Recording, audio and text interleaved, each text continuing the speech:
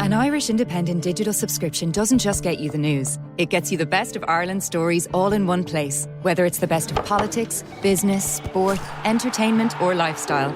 Get it all for just €4 a month for 12 months when you first subscribe. Visit independent.ie/subscribe today. Irish Independent. Terms and conditions apply. Cancel anytime. Hey everyone, football show's coming at you. Aston Villa top of the Champions League. Let's just get that out front and early. Jonathan Wilson is going to join us to talk all things Champions League, all things football. Jonathan, just about as good as any football journalist over in the UK covering the game, so it's great to have him on. Conan, hello. Hello, Joe. Ronan Mullen at present is outside. He's upset. Ruth Fahy due to come on to talk to us about Republic of Ireland against Georgia on Friday night, the first of two-legged affair. Home leg is on Tuesday at Tallaght Stadium. They're in Tbilisi on Friday.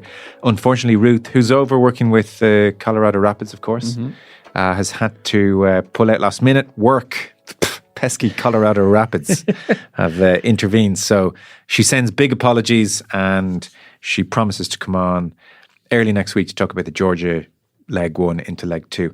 I sort of think I was catching a few strays there because he looked at the running order, he saw Aston Villa, he looked at you and said, no, we should keep this show as short as possible. We are going to keep this relatively brief, if that's okay, because Jonathan is waiting to go.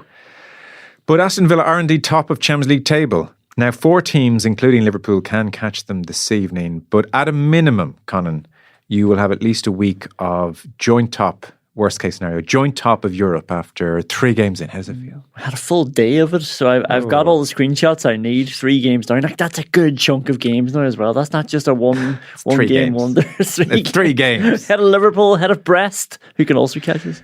John Duran likes coming on as substitute, does not like going off as substitute, is a fair summation. So he started the game, obviously had been super sub and scored against Munich and deservedly started the game, and then just after scoring came off and gave one of the great punching and kicking of chair in front of him displays I'd seen in some time, to the point where whoever was sitting in front of him and was having that, you know, we've all had it in an airplane, oh God, who's that behind my chair?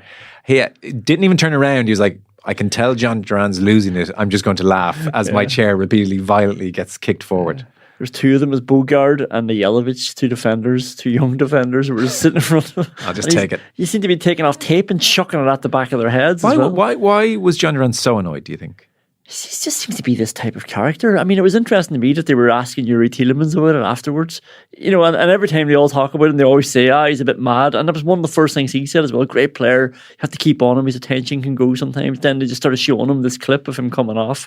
And like you say, just causing chaos on the side. And Tielemans actually just burst out laughing as he was watching it, because just before they showed him the clip, he said, I think he's quite funny sometimes. And then they showed this, and he burst out laughing so much so that they had to end up like sort of encouraging him to talk again.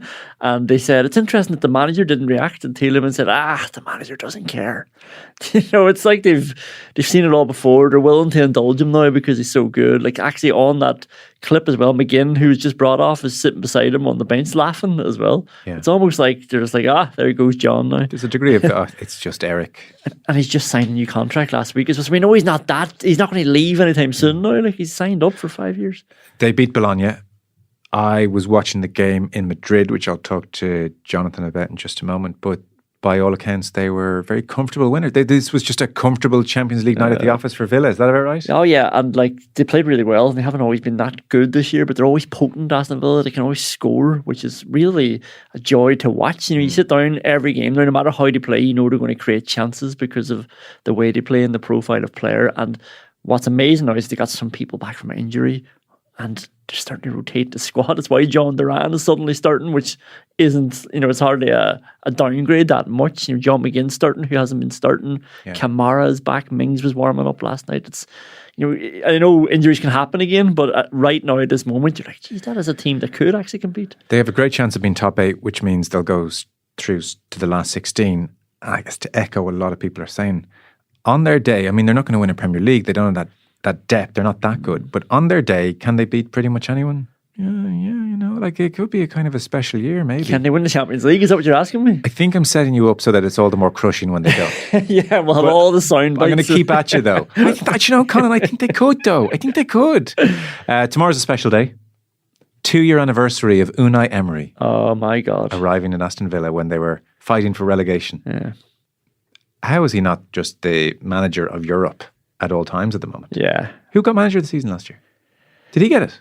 No, Pep. he didn't get it. I think it was Pep. Was yeah. it? It's hard not to give it to Pep. But I mean, come on, this is phenomenal. It's crazy. Yeah. It's well documented that obviously Gerrard had them in the relegation battle. Prince William wasn't there. Prince William wasn't there, but he was quick to tweet to say that he I was did watching. see that. Yeah, so I'm watching. that's our William watch. Yeah, he tweeted Ali McCoy's. He did, yeah. TNT coverage is pretty good, actually. They have so much variety to it. Is it good? It's just they give you so much. I'm catching up on a lot of it then as well afterwards and on the socials, and they have Ali up in the gantry, and they have, I know it's Rio, you have to swallow that a little bit down at pitchside, but then the interviews, and they just seem to have so many people on site that you get so many different angles. They're of making it. an effort. And they have the obviously goal show going on at the same time, so then they're getting sound bites from that as well. Yeah. Okay, well, listen, top of the Champions League, that's Aston Villa. We are going to hear from Jonathan Wilson.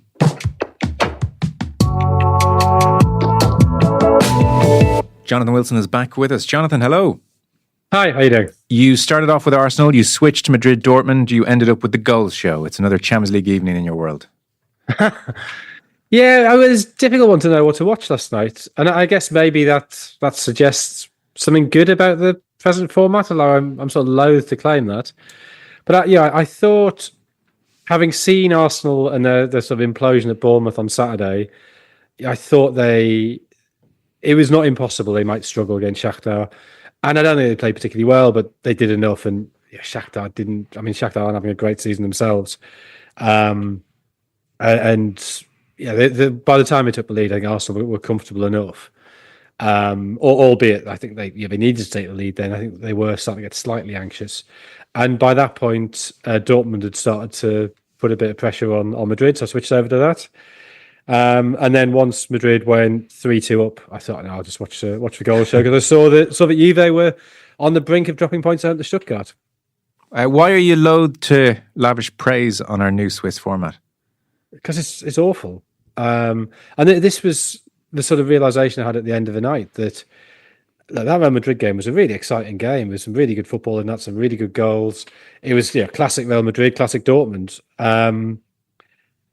But it doesn't matter. It doesn't mean anything.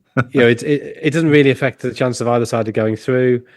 And I think that is the problem with this format. Even Juve Stuttgart. Juve losing at home to Stuttgart, well, they'll still go through. It really doesn't matter.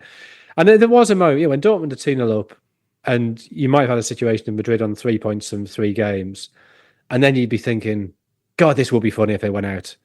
If this new format that was put together to help make things even better for the big clubs, if they did end up going out, that would be hilarious.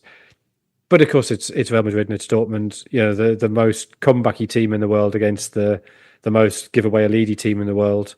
I mean, I don't know how Dortmund didn't get the copyright on Spursiness, because they are more Spursy than Spurs. I don't know. I just sort of felt the end of the night. So I just felt a bit cheated that I'd allowed myself to get sucked into sort of thinking this mattered. Empty. And actually, so what if Madrid had? But was this not the case with the group stages? Really? I mean, to an extent, but at least there was some jeopardy there. Okay. And I accept in a lot of groups, and we saw this with Madrid repeatedly, or it feels like we saw this with Madrid repeatedly, that they might take 1 point from the first 2 games or something, and then they'd win the next 3 and they'd be through. And it wasn't particularly exciting. But occasionally you got a group like, for instance, the group you had last season when you had Newcastle and PSG and Milan and Dortmund. And okay, that's a freak of a draw, and that was sort of the coefficients going wrong, if you like. But that group was really interesting.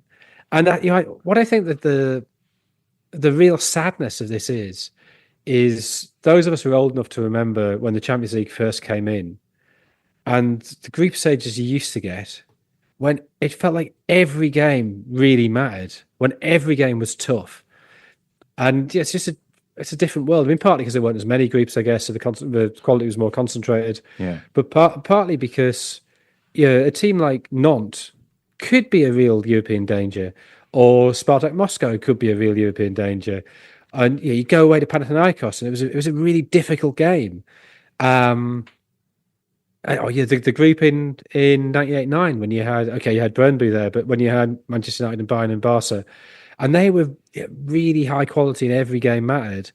And now it feels like we've replaced that with just a series of content rather than actual matches. And yeah, like it absolutely wasn't perfect in the group stage before, but at least with some matches that mattered. Okay, fair point. The game at the Bernabeu, nonetheless, was good content. And very good content, yeah.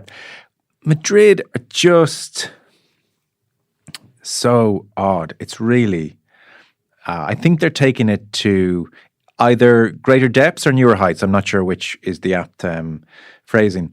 So this was, in many respects, for the first half, for anyone who didn't see the game, a total repeat of the Champions League final, in that Real Madrid's left-hand side is fundamentally off balance because, to almost a hilarious extent, Vinicius Jr. will do no work off the ball. And so what happened last May was that Kroos, if you remember, had to truck out to try and shut down Ryerson and Sancho and Sabitzer. It was a 3v2 with Vinicius and Mendy, and he just didn't have the legs to do it.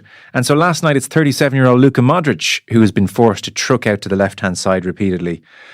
And again, Dortmund, I mean, they're a brilliant team in so many ways. They're so quick-footed and energetic and tactically astute. And they said, okay, if you're giving us this option again, we're going to take it. And you saw that come to full fruition for the second goal. And then something really odd happened in that at 2-0, Dortmund declared and said, okay, let's take off our pace and go to a back five and invite Real Madrid onto us. And actually, Emre Can, you should go to right wing back and Vinicius is going to be your guy. And look, Madrid, for all their failings, that's a game they can play. And away they went and they played it. Yeah, I think that's absolutely what happened. That, I mean, maybe you do that with 10 minutes ago or 15 minutes ago. Maybe if you think, we're starting to get a bit tired here, we need to just bed in. Or maybe you think you just need to present a different tactical challenge to Real Madrid. But that substitution you're talking about, Gittins going off for Valdemar Anton, was 10 minutes after half time? Yeah. And then Malen went off for Pascal Gross about 10 minutes after that. And then Chan came on, I think it was about 10 minutes after that. And the thing that Real Madrid, I mean, this is too simplistic, but it's also true. The thing Real Madrid are really good at is attacking. And the thing they're really bad at is defending. So how about you make them defend rather than just sort of going, you know what, we're not going to attack you, so you don't have to bother defending. You just do the thing you're good at. And you look at that midfield, the Real Madrid midfield, and so they got the three forwards, Vinicius, who does no work, Kylian Mbappe does no defensive work. Kylian Mbappe does no defensive work. Rodrigo does some defensive work. You got Jude Bellingham in midfield, who doesn't do a huge amount of defensive work. And then you've got Modric, who's 37, and you've got Fede Valverde. There's not a lot of legs in that side, and so you can get at them. And if you say to them, "I'll tell you what, just play an hour and a half, and then you don't have to do any running," why would you do that? It just was baffling to me. I think from Nuri Sahin that was a very, very strange move. Maybe just the excitement of being 2-0 up in the Bernabeu. Maybe that scrambles heads, but I think the circumstances in which you minimise your own attacking threat, particularly when you've already scored 2 goals in the game, maybe when you're down to 10 men away at Manchester City, as Arsenal did, when was it, 3 weeks ago, that nearly worked. Maybe that is a justifiable occasion to do it. But I thought it was a really weird decision to just take away that pace that's been causing Madrid such problems. Just say to them, come on, just attack us. Vinicius is an interesting case study, isn't he? Like Ancelotti said, he's an extraordinary character. He will win the Ballon d'Or based off of these performances. And anybody who watched the highlights last night will think, my God, Vinicius was sensational. But like in so many ways, he was the root cause of their problems in that first half. I take the point on Bellingham. I think he does enough work. And his tackle actually set up Vinicius to run a Chan for one of the goals. There's a moment on around 50 minutes where Bellingham, in a kind of Bruno Fernandes way, has decided, I'm going to press like crazy now. And there's a comical moment where he's pressed someone who only has one option, and it's Dortmund right back on the touchline, and Vinicius is 10 metres away. And Bellingham is pressing man in possession, who's going to have to give it to this right back. And Vinicius is still just watching it all unfold in slightly disinterested way. And Bellingham sort of turns to him and say, will you come on? If you just take 10 meters, if you just walk 10 metres, we really do have them here. And I don't know, how can a player like that win the Ballon d'Or when he's just so bad out of possession? How can we discount somebody out of possession like that? I mean, I would agree with you, but I mean, I think individual awards in football are largely meaningless and stupid anyway. Who's been the most effective player in the world in the last year? It's been Rodri. It's obviously it's been Rodri. Yeah.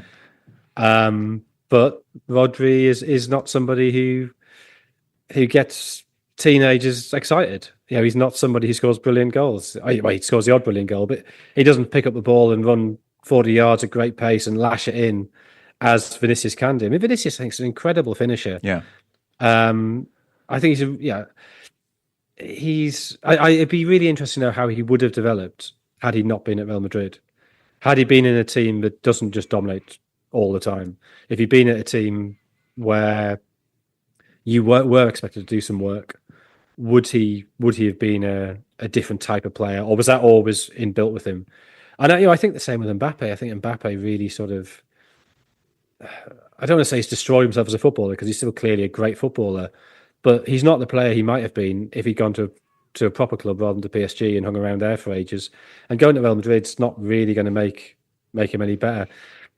And the thing that frustrates me with Mbappe is there's such a great player there, and we've got about, I don't know, 80-85% of that, which is still a great player, but he could have been a really great player. And it's a bit similar to what you're saying about Vinicius last night. You look at the World Cup final, and Mbappe scored a hat trick.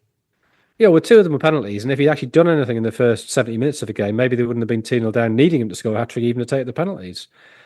So, it's an ongoing issue with incredibly talented individuals, that they add a lot in terms of the goals they can score, in terms of the players they can beat. But there is a negative side of that as well in terms of the overall structure. Real Madrid, for the past sort of 10, 15 years, seem to get away with that.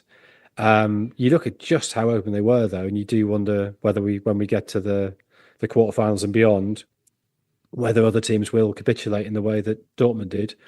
But then I feel like I've been saying this every week watching Real Madrid for the last decade, and they always do get away with it. I know. I was going to tweet about Vinicius at halftime, and then I thought I wouldn't do that. There's no natural justice with this group. Yeah. No, there isn't. It sort of it makes you believe that the deity football is a very capricious god with real favourites. It doesn't. Absolutely no natural justice whatsoever. Manchester United play Fenerbahce tomorrow, and so in United and in Jose, I suppose the years have not been kind of late. We have two reduced entities. It's a Europa League clash. Manchester United are in the bottom half of the table. And Jose, I guess, has kind of run out of elite clubs willing to engage in his services. That is not to diminish a Europa League final with Roma, but Fenerbahce currently 8 points off Galatasaray, and Fenerbahce legend goalkeeper Volkan Demirel, Turkish goalkeeper, now pundit, is saying some familiar things about Mourinho and Fenerbahce. He reckons Fenerbahce at present currently, quote, mixed with unhappiness and hopelessness. So that's arrived about 3 years early, I would say. Both,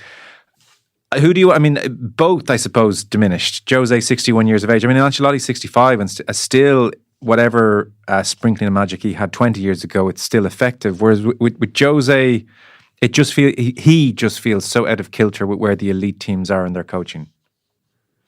Yeah, I think that's true. I mean, I was just trying to think: is it true that the more negative the manager, the less long their career? I sort of sense it should be true, but I kind of can't think of enough examples to prove that maybe there's something about being paranoid and twisted and introverted that means the thing sort of goes toxic very quickly. Do you mean negative as a personality or his more defensive slant? Well, I think the two often go together, don't they? I think it's. Yeah, you look at. I think the great example of this, in a much shorter time frame, is the Inter of Helenio Herrera. who, when they get to the European Cup final in '67, they've just started to. They collapse in the league that season and lose the league title, and that was just begun when that final happens. So I think they still have, I don't know, 5-6 games to go in the league, and they're in this sort of. I think it's a hotel in Estoril. They've been sequestered from the rest of the world. They're all just together. They're going through the kind of, this is how you stop Tommy Gemmell playing. This is how you stop Bobby Lennox playing or whatever. And there's this sort of sense of negativity building up and the fear and the paranoia. And I remember speaking to Takisio Bergnic, the sort of right back come right-sided centre-back man marker, and him saying, I couldn't sleep the night before the game because all I could hear was our captain next door vomiting with terror. And you think, these things eventually they just build up to an unsustainable level. And I think on a more on a much broader canvas, on a more diluted version of that, I think that is what tends to happen to those managers who live on the paranoia and live on the negativity, whose whole game is about stopping the opposition rather than playing yourself. And I think Mourinho took that turn quite self-consciously after failing to get the Barcelona job in 2008. 2008. That I think his Porto was not that negative. And then he decided, right, we're going to play without the ball. I'm going to be, it is, he made a very self-conscious turn to the dark side. I seem to feel that last time I was on, we started talking about Star Wars for no reason, and I'm doing it again. But all managers have an Anakin Skywalker turn in them. Yeah. Because it's funny, so when I picture his Champions League winning Inter side a couple of years after that 08 turn to the dark side, I see them out of possession and I see hard-working winger Samuel Eto'o, and they're in a 4-4-2 out of possession. And that is now very much in vogue. That is like a shape we are seeing in modern day football. So I kind of think, God, he should still be able to coach that very, very well. And yet I somehow don't even think that's applicable to his teams. They're not like, it's a shutout again. We're going to 1-0 our way to the elite of the European game anymore. For some reason, even that sort of deserted him. Yeah, I think the thing he was criticised for by Real Madrid players towards the end was they could see what Barcelona were doing. They knew what they'd done with Spain, that they really practiced how to attack. And Mourinho's thing was always, you don't need to practice how to attack. That's all about improvisation. And I think that's something he's never really changed. Yeah. I also think, you think of when he was at Spurs, how often they would take a lead, even quite early in the game, and then try to sit on it as if he was trying to make a point of that, I will win games 1-0. And you're sort of like, it's Crystal Palace. Just go and score the second and the third, and then the game's done. And I think when he was at Chelsea, he loved a 2-0 win. That was the thing he was great at.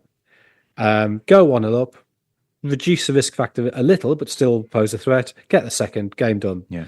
Whereas by the time he got to Spurs, obviously, I guess he was working with poorer players at Spurs than he had at Chelsea.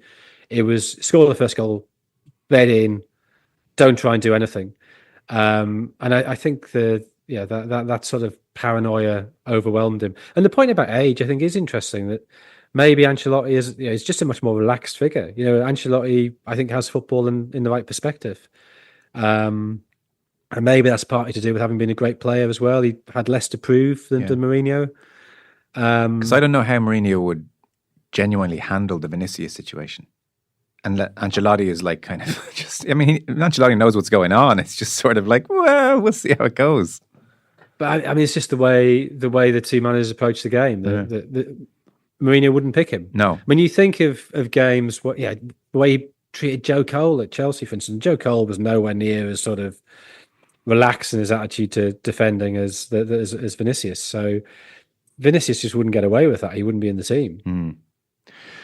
As for Manchester United, a word on Ten Hag's current standing, do you think? Is he still like one bad night away, not least against Jose Mourinho's Fenerbahce, from full-on crisis again? Is there a little bit more coolant on the situation than that?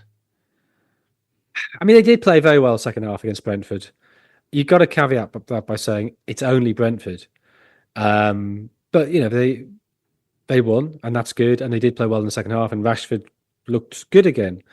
So we've seen flickers of form. Maybe that is going to burst into some sort of consistent flame. Yeah. Uh, De Ligt was good. One of his signings. That's helpful. Yeah. But if they lose to Fenerbahce, it's not an embarrassment. It's not humiliation. Well, depending on what the score is. But if they lose, by 1 or 2, that can happen away from home in Turkey. Fenerbahce not having the best season, but they're not a terrible side by any means. But it's the fact it is Mourinho just adds that extra bit of spice. I don't think even if Fenerbahce would win 5-0, the Ten Hag will be sacked before the weekend. But it's just sort of slowly the weight of opinion grows, and at some point there will be a tipping point. Where that is, I have no idea, because I think we've gone past quite a few places where you'd normally think the tipping point would be. Yeah. That's tomorrow night, Thursday night. One last one before you go. I'm just curious where this Newcastle situation might go. So as people know, and we touched on the podcast yesterday, if people were listening, in accordance with Premier League rules, there is to be no state involvement with the purchase, or there was to be no state involvement with the purchase of Newcastle. Initially, the Premier League had blocked the sale, and then there were, quote, legally binding assurances given that absolutely the state is not involved here. The PIF is an independent financial body, entity. And now somehow Amanda Staveley's WhatsApp messages have ended up with the Telegraph. And so the Crown Prince is all over them. As, at one point she's warning the sellers, quote, the Crown Prince is losing patience, not the PIF, the Crown Prince. And then when the deal was hitting trouble, she said the governor of the PIF was, quote, trying to convince the Crown Prince not to pull out. And on it goes in this vein. This is surprising to nobody. Obviously, everybody knew what was going on here. Is it now just though so nakedly apparent to everybody that, I don't know, there'll have to be some select committee here to say what's all this, or will this be swept away because we love the oil? I actually don't think it changed the situation at all, because Mohammed bin Salman was always the chairman of the PIF. So of course the chairman has influence and sway. So if you think of say it was a British company and it's Malcolm Smith is the chairman, and you're saying, no, Malcolm's getting a bit annoyed by this, that wouldn't seem that Malcolm has sort of undue influence. You just think, well, of course the chairman has influence over the board. The point is that Mohammed bin Salman is the chairman of the PIF, therefore the PIF is a state entity, as indeed they argued in a US court when they were arguing exactly the opposite as what they've argued here. Oh, when they didn't want to be witnesses for Liv, was it? Exactly, yeah. That we can't release this information because it would impinge on our diplomatic rights or our sovereign rights. So it's always been blatantly obvious that how can the public investment fund of a state not be the state? I mean, yeah, I know that a lot of times in politics and business you sort of erect these paper walls which are sort of necessary fictions, but that's a pretty thin paper wall, and everybody always knew it was. So I don't really think it changes anything. It was a disgrace then; it's a disgrace now. It's always been a disgrace, but I don't think it's going to persuade Richard Masters to do anything. I guess the only thing, as and when the football bill comes through, which could be this week, whether that it leads to some questions relating to that, then maybe. But it's too late, though. Maybe. Yeah. So you think? This is the problem. That the wolves are in the sheepfold. That these are things that should have been sorted out 50 years ago. Maybe that's unrealistic that anybody could foresee this, but at some point in football's past, there was a need to say clubs are not normal businesses. They need to be protected. They are, I think, heritage assets is the phrase that UEFA likes to use. Yeah, and they should have been given a special status. And whether that included something like you have in Germany with 50+1 fan ownership, the fans always have to have the majority on the board, or the majority of ownership. It's something to keep them attached to their communities rather than being. And this is not particularly a point about Manchester City or Newcastle, though clearly it does refer to them. But any oligarch, any incredibly rich private equity fund, they could essentially bankrupt the Premier League the body is meant to be governing it by bringing persistent legal action of questionable merit, and there's not much you can do about it. That makes football ungovernable, and that is a huge problem. Yeah, fair point. So yeah, okay. In that context, the word disgrace is probably pretty fair. Then you feel it is a disgrace. I mean, yeah, because the regulation is very clear that you can't have state involvement. What else could the Saudi PIF be but state involvement? No, you don't understand. You see. Yeah. Okay. Thanks so much, Jonathan Wilson. Appreciate it. Cheers. Thank you. The brilliant Jonathan Wilson there. It is a disgrace. Disgrace is the word, I think. Just before we sign off for today, there's bits and bobs waiting for you in your feed. And as I mentioned at the top, you would have heard us promise Ruth Fahy, who now sadly is busy with her actual job. Cheek of that. So what's going on here is that Ireland are looking to qualify for the Euros next year. They were in that impossible group, you'll remember, with France and Sweden and England. That was never really going to be their route through. So their route through now is via the playoffs. Dave Kelly is over in Tbilisi for the paper. They're going to play Georgia on Friday and Georgia on Tuesday in Talis Stadium Tuesday and Tbilisi on Friday. It's a case of how much. They're going to beat the living snot out of Georgia. In the World Cup qualifier, they beat Georgia 11-0 at home and 9-0 away. That was just last year. Eileen Gleeson has said there is no complacency. Even if there was, I think they'd be just fine. So their real test is going to come in the next match, which will be the kind of the real playoff for the Euros. That will be either against Wales, most likely Wales, or Slovakia, who are 50th in the world. Wales are 31st, Ireland obviously a bit ahead of them. But Wales did, in very impressive fashion, beat Ireland 2-0 in a friendly earlier this year. So there isn't as much kind of hype or build-up about this game because it's a foregone conclusion. Ireland, you think Aston Villa, if they don't win the Champions League, will feel bad. The way I've set this up, they better beat Georgia. But so they'll hockey Georgia one way or another, and then it's kind of on to last week of November, first week of December is when that big game, presumably against Wales, is going to happen, that two-legged game. So that would be big. So at the moment, it's kind of still the dying embers of that war of words between Gleeson and Kilduff that's kind of forming the main backdrop to the game. Again, Louise Quinn and Megan Connolly are injured. Courtney Brosnan is suspended. It's hard to get too worried about all that. It's a strange kind of build-up to what is like an eliminator type game. How do you even build up as a player? I mean, it's a strange camp. Obviously, you just have the two of them, and you know you're going to win. I'd say if you're a manager, there is, even though you're definitely going to win, there's still a part of you thinking, Jesus, everybody knows, everybody thinks, everybody's expecting. What if this goes wrong? And if you're a player, are you just thinking it was 11 last time? Can we get more? Is that the mindset? And it's not even a one-off game. It's like, imagine we drew like 1-1 with them. We'll just hockey them in Tala. So again, I don't think this is how elite sports people think, but it's how I'm thinking. But are they thinking?